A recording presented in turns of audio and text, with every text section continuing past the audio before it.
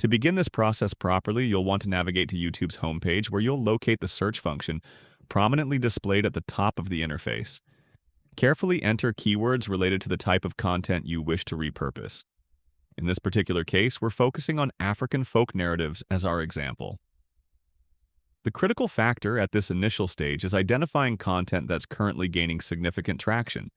So after executing your initial search, you should immediately apply two crucial filters to refine your results.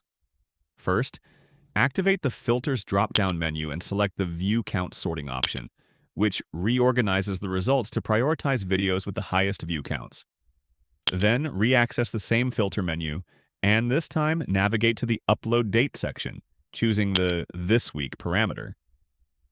This dual filter approach ensures you're examining only recently published content that's already demonstrating strong viewer engagement. Precisely the type of material we want to work with for this strategy. After carefully reviewing the filtered results, select a video that appears suitable for our purposes. The ideal candidate will have strong viewership metrics while aligning with your intended content niche. Once you've made your selection and opened the video, you'll need to access its transcript.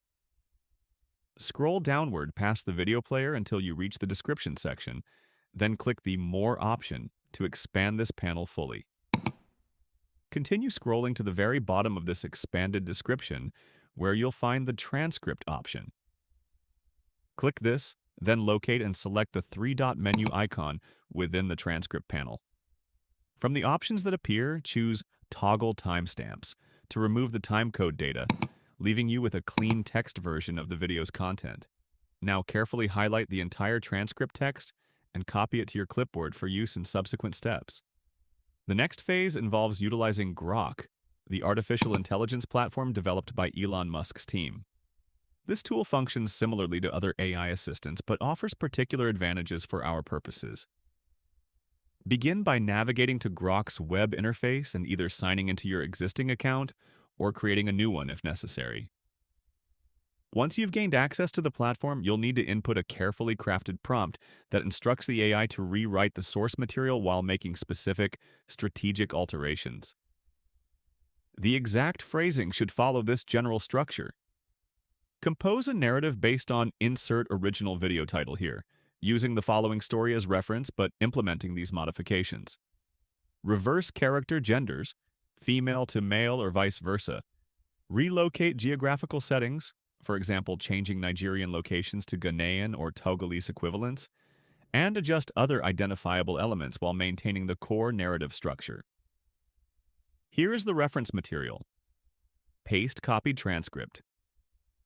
After executing this command, Grok will process your request and generate a rewritten version of the content, divided into logical chapters or sections. At this point, we need to further refine the character details to ensure visual consistency in our final product. Submit a follow-up query asking the AI to identify all characters in the revised story, and provide detailed physical descriptions including approximate age ranges, distinctive facial features, hairstyles, clothing preferences, and national origins. Once you've obtained this information, request that Grok reformat these character profiles into concise, actionable prompts suitable for image generation AI systems, ensuring they comply with standard content policies. This will enable the image remain consistent throughout the story. Now, we transition to the visual component creation phase using Meta's AI image generation platform. Access this tool through its dedicated website, authenticating with your Facebook credentials if required.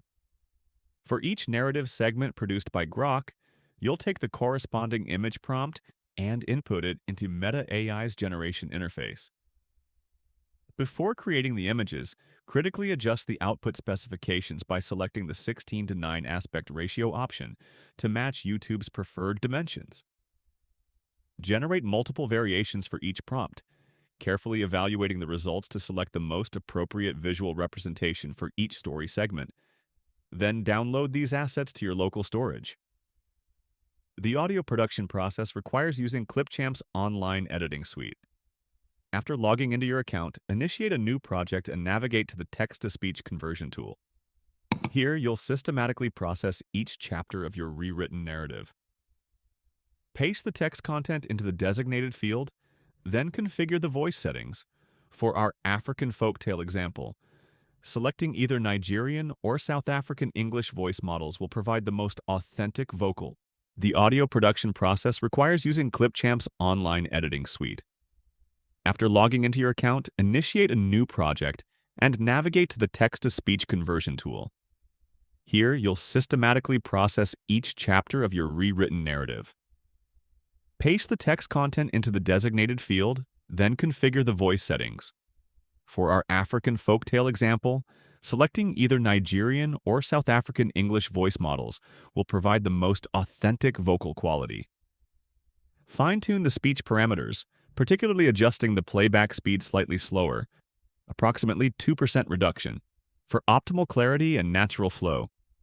Preview each segment to verify quality before exporting the audio tracks in video format. Despite being audio only, Clipchamp outputs these as video files by default. For the final assembly, utilize CapCut's video editing interface. Begin by importing all your generated assets, both the audio tracks and corresponding images. Construct your timeline by first placing all audio segments in proper chronological order, then using CapCut's audio extraction feature to isolate the voice tracks from their video containers. Enhance these tracks by uniformly increasing their volume by about 10% to compensate for Clipchamp's tendency to output somewhat quiet audio. Now carefully align your visual elements with their corresponding audio segments, using key phrases from the text as markers for scene transitions. Implement professional-grade transitions between shots. Finally, utilize CapCut's automated captioning feature to generate subtitles, applying the platform's blue highlight text template for improved viewer accessibility and engagement.